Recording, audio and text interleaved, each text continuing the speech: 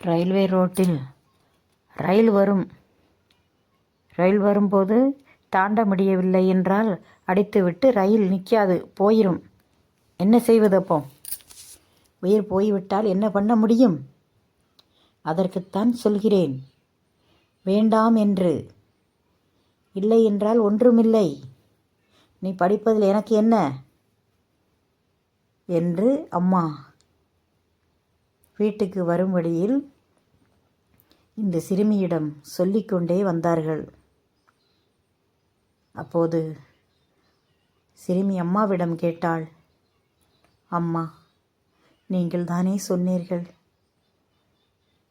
மலையாளம் படித்து நீ என்ன செய்ய போகிறாய் என்று கேட்டீர்கள். முதலில் தமிழ்நாடாயிருந்தா தமிழ் படிக்கலாம், உன்னை தமிழ்நாட்டு பள்ளிக்கூடத்தில் சேர்த்து விடுகிறேன் என்று சொன்னீர்கள். மாமா கல்யாணத்துக்கு போனோம் அல்லவா, அந்த பள்ளிக்கூடத்தில் நம் சின்ன பாட்டி தானே சமையல் செய்கிறார்கள். அவர்கள் இவ்வளவு தூரம் சொன்னார்கள் என்னை அங்கே விட்டு விட்டு வாருங்கள் என்று. நீங்கள் என்னை விடவில்லையே.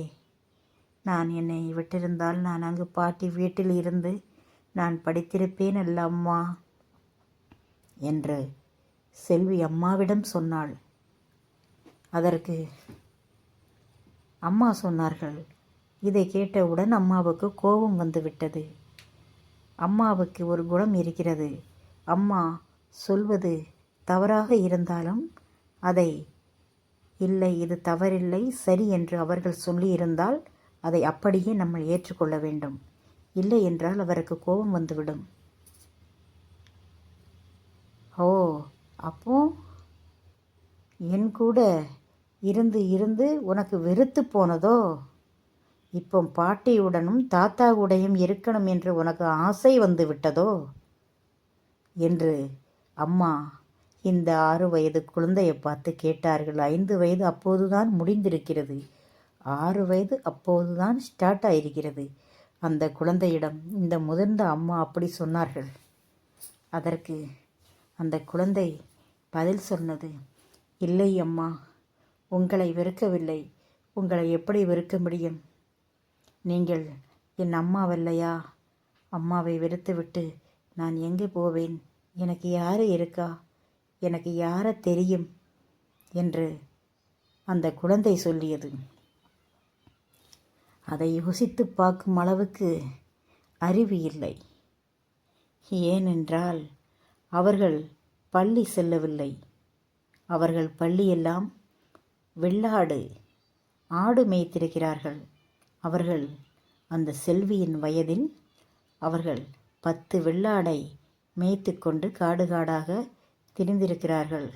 இழந்த பழத்தை திறக்கவும், காட்டில் முள்ளில் இழந்த பழத்தை எடுத்து சாப்பிடவும், மரத்தில் இந்த மரத்துக்கும் அந்த மரத்துக்கும் கருப்பசாமி கோவிலில் போய் அடர்ந்த மரங்கள் இருக்கிறதல்லவா, அதில் ஏறி விளையாடவும், இதுதான் அவர்கள் வேலை.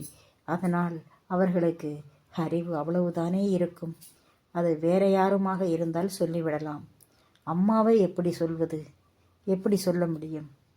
அம்மாவை விடையும் நம்ம பெரியவர்கள் இல்லையே என்று குழந்தைக்கு பயம் ஒரு பக்கம். என்ன செய்வது? வீட்டுக்கு வந்தாச்சு. அப்பா லேசாக மது அருந்தியிருந்தார். அப்போது கேட்டார், என் செல்வியை பார்த்து கேட்டார், என்ன, நாங்கள் வரும்போது நீ வீட்டில் இல்லையே, எங்கு போயிருந்தாய் என்று கேட்டார்.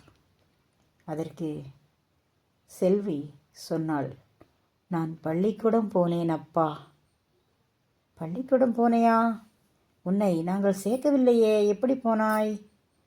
நான் டீச்சரிடம் கேட்டு நானும் வரட்டுமா டீச்சர் என்று கேட்டேன். டீச்சர் பரவாயில்லை, நீயும் வந்து படி என்று சொன்னார்கள். அதனால் தான் அப்பா போனேன். அப்படியா? சரி, படிக்க வேண்டியதானே? இப்போ மணி 3 தானே ஆகிறது.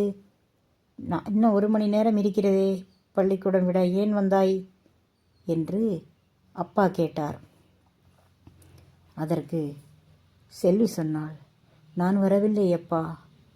அம்மா தான் அங்கு வந்து என்னை அழைத்து வந்து விட்டார் என்று குழந்தை சொல்லியது. அப்பா லேசாக மது அருந்தியிருந்தார் அல்லவா? ஏன் இவள் புத்தி இப்படி இருக்கிறது? இந்த குழந்தையை ஏன் இப்படி கஷ்டப்படுத்துகிறாள்? ஊரில் பள்ளிக்கூடம் போகட்டும் என்று சொன்னேன். என் கூட கேரளாவுக்கு வர வேண்டும். இவள்தான் பெரிய ஆளு. நான் அவளை அடிக்கும்போது உனக்கு என்னை பிடித்து வைக்க முடியுமா? அந்த அளவுக்கு கூட அறிவு இல்லாத முட்டாள். ஏன் குழந்தையை அழைத்து வந்தாய்? நீ தான் பள்ளிக்கூடத்தில் சேர்க்க விட மாட்டேன்னு அவளாக போய் ஏதோ கெஞ்சி கூத்தாடி டீச்சரு பாவம் என்று அவளுக்கு ஒரு இடம் கொடுத்திருக்கிறாள். போய் படிக்க விட்டுமே விட வேண்டியதானே? எதற்கு பள்ளிக்கூடத்திலிருந்து பிள்ளையை நீ அழைத்து வந்தாய் என்று அப்பா கேட்டார். வீட்டுக்குள் சண்டை வருவது போல் இருந்தது. அதற்கு அது எல்லாம் எனக்கு தெரியும். அவளை என்ன செய்யணும், எப்படி படிக்க வைக்கணுமா வேண்டாமா என்று நான் முடிவு செய்வேன் என்று அப்பாவிடம் அம்மா சொன்னார்கள். அதற்கு அப்பா சொன்னார்கள், எல்லாவற்றையும் நீயே முடிவு செய்து கொண்டால் அப்பா என்று நான் எதற்காக இந்த வீட்டில் இருக்கிறேன்? நான் அவளுக்கு சொந்தக்காரன் கிடையாது. என் பிள்ளை அவள். உன்னை நான் திருமணம் செய்யும்போது நீ அதை பையில் போட்டு கொண்டு வரவில்லை. எனக்கு பிறந்த மகள், என் பிள்ளை அவள். எனக்கு எல்லா உரிமையும் இருக்கிறது. ஏன் நீ இப்படி பண்ணுகிறாய்? நான் நல்லவராக திருந்தி வாழலாம் என்று நான் நினைக்கும் போது நீ மறுபடியும் என்னை பழைய மாதிரி என்னை ஆக்கிவிடாதே என்று அப்பா சொன்னார். அதற்கு அம்மா பதில் சொன்னார்கள், அப்பாவிடமில்லை, பாவம் இந்த குழந்தையிடம் சொன்னார்கள். போதுமா? உனக்கு இப்போது சந்தோஷமாக இருக்கிறதா? பழைய மாதிரி வந்து விட்டதா? ஒரு மாதம் அப்பன் குடிக்காமல் குடும்பம் அமைதியாக இருந்தவுடன் உனக்கு அது பிடிக்கவில்லை. இப்போது உனக்கு சந்தோஷம்தானே? இனி கொஞ்ச நேரத்தில் அவன் என்னை இழுத்து போட்டு அடிப்பான். அதை பார்த்து சந்தோஷப்படு என்ன என்று அம்மா இந்த குழந்தையிடம் வார்த்தையை அக்கினியைப் போல் கக்கினார்கள். அப்பாவுக்கு கோபம் வந்தது. ஒழுங்காக பேசு. நான் பேசினால் என்னிடம் பதில் பேசு. அதை விட்டுவிட்டு பாவம் அந்த குழந்தையிடம் ஏன் நீ சீறுகிறாய் என்று அப்பா கேட்டார். இப்பமெல்லாம் நான் பேசுவது உங்களுக்கெல்லாம் சீறுவது போலையும் பாய்வது போலையும் தானே தெரியும். ஏனென்றால் ஆவாதவள் கால்பட்டாலும் குத்தம், கைப்பட்டாலும் குத்தம்தானே. அப்படித்தானே நான் உங்களுக்கு இப்போ ஆகாதவள் ஆகிவிட்டேன் அல்லவா என்று அம்மா சொன்னார்கள். அதற்கு அப்பா பதில் சொன்னார், செல்லத்தாயி, நான் சொல்வதை கேள். எதற்கு தேவையில்லாமல் நீ குட்டையை குழப்புகிறாய்? நான் நல்லவன் என்று சொல்லவில்லை. அந்த சர்டிஃபிகேட்டு உன்னிடம் இருந்து எனக்கு அது தேவையும் கிடையாது. அதை வாங்கி கொண்டு போய் நான் யாரிடத்தில் காணிக்க வேண்டும்? வேண்டாம். நான் யார் என்று எனக்கு தெரிந்தால் போதும். நான் இதற்கு முன்னால் தப்பு செய்திருந்தேன், இல்லை என்று சொல்லவில்லை.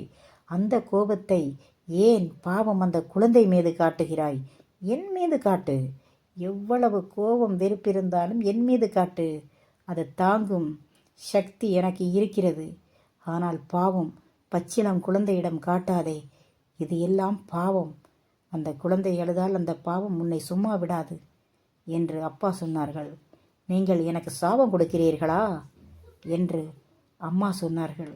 நான் சாபம் கொடுப்பதற்கு நான் உன்னை போல் பெண் கிடையாது. நான் ஆண்மகன். நான் சாபமெல்லாம் கொடுக்க மாட்டேன். எனக்கு கோபம் வந்தால் என்ன செய்வேன் என்று உனக்கு நன்றாக தெரியும். நான் இப்போ கோபப்படவில்லை, உன்னோடு பேசி கொண்டிருக்கிறேன். அதை புரிந்து கொள். அதை புரியும் அளவுக்கு உனக்கு அறிவு இருக்கிறதா என்று அப்பா கேட்டார் அம்மாவை. என்ன செய்வது? குழந்தை எழுது கொண்டு அப்பா வேண்டாம் என்றால் சப்ஸ்கிரைப் பண்ணி லைக் பண்ணுங்கள்.